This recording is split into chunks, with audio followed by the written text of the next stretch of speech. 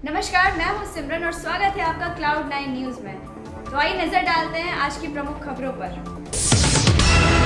बिहार विधानसभा की तारापुर और कुशेश्वर स्थान सीटों के लिए हो रहे उपचुनाव में आने वाले समय की राजनीति में कई बड़े संकेत देने वाली है।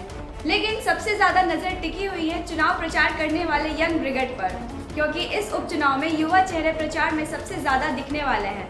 ऐसे में तजुर्बेकार राजनेता बनाम युवा तुर्कों के बीच होने वाली जंग दिलचस्प होती जा रही है।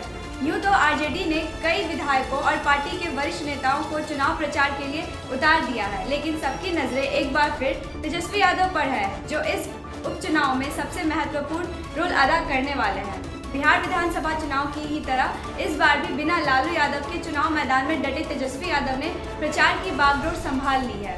तेजस्वी को इस बार भी एनडीए की नीतियों और उनके नेताओं को न सिर्फ बेचैन करने को तैयार रहना है, बल्कि अपने सहयोगी कांग्रेस उम्मीदवार के खिलाफ भी चुनाव प्रचार करना है। आईपीएल 2021 के फाइनल मुकाबले में चेन्नई सुपर किंग्स ने कोलकाता नाइट राइडर्स को 27 रनों से मात देकर चौथी बार खिताब पर कब्जा किया। चेन्नई की टीम 13 साल से अपने आईपीएल इतिहास में 9 बार फाइनल में पहुंची, जिसमें से वह चौथी बार खिताब पर कब्जा करने में सफल रही। सीएसके के कप्तान महेंद्र सिंह धोनी ने आईपीएल 2021 का खिताब जीतने के बाद कोलकाता नाइट राइडर्स की टूर्नामेंट में दमदार तरीके से वापसी करने को लेकर सराहना की है। धोनी ने कहा कि अगर कोई टीम इस टूर्नामेंट का खिताब जीतने के लायक है तो वह है केकेआर। दिल्ली स्थित कांग्रेस मुख्यालय में वर्किंग कमेटी की बैठक में कांग्रेस की अंतरिम अध्यक्ष सोनिया गांधी ने साफ तौर पर कहा है कि वह पूर्णकालीन अध्यक्ष के तौर पर काम कर रही हैं। उन्होंने कहा, अगर आप मुझे कहने दें तो मैं कांग्रेस की पूर्णकालिक अध्यक्ष हूं।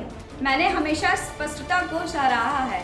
मुझसे मीडिया के जरिए बात करने की जरूरत नहीं है। कमेटी की बैठक में सवाल उठा रहे नेताओं को जवाब देते हुए सोनिया ने ऐसा कहा। इस दौरान उन्होंने पार्टी के हितों को सर्वोपरि रखने और अनुशासन बनाए रखने की सलाह भी दे डाली।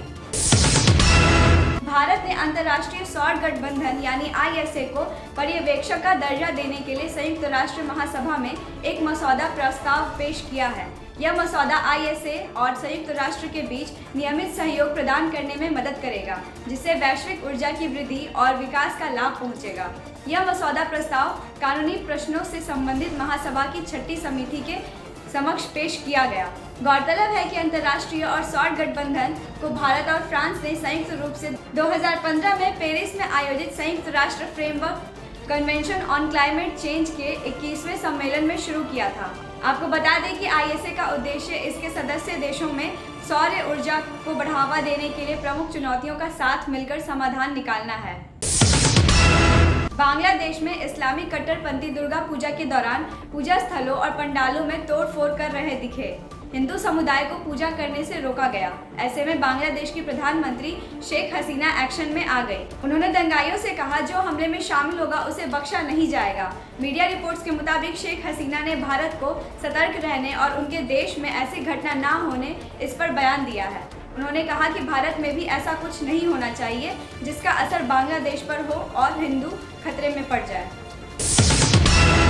संयुक्त राष्ट्र सुरक्षा परिषद ने अफगानिस्तान के कंधार में शिया मस्जिद पर हुए आतंकवादी हमले की कड़ी निंदा की है।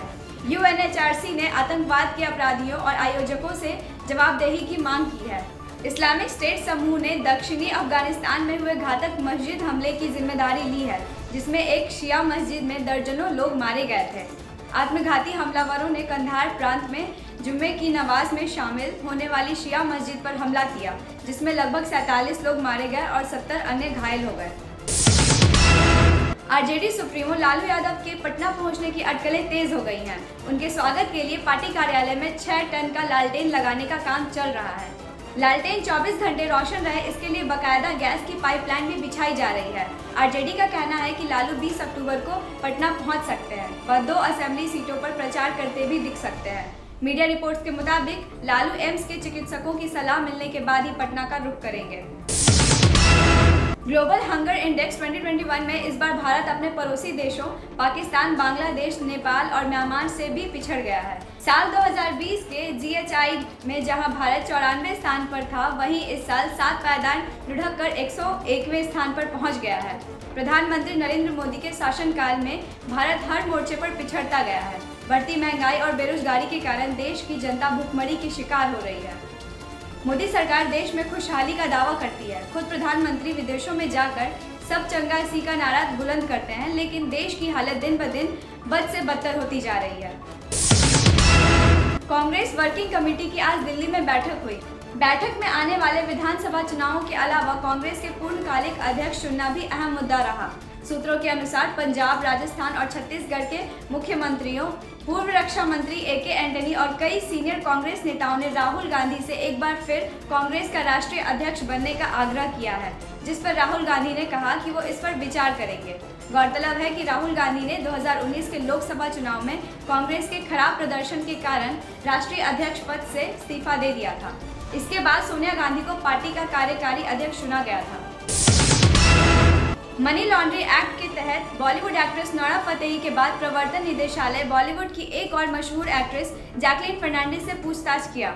सूत्रों के मुताबिक दोनों एक्ट्रेस से ईडी पहले भी पूछताछ कर चुका है। दोनों से तिहाड़ जेल से की गई 200 करोड़ रुपए की उगाही मामले में पूछताछ की गई। आपको बता दें कि नोरा से ईडी ने लगभग 7 घंटे पूछताछ की थी। ऐसे ही डेली न्यूज़ अपडेट्स के लिए आप हमारे चैनल Cloud9 को सब्सक्राइब करें और अगर आपको हमारा ये वीडियो पसंद आए तो वीडियो को लाइक और शेयर करें। धन्यवाद।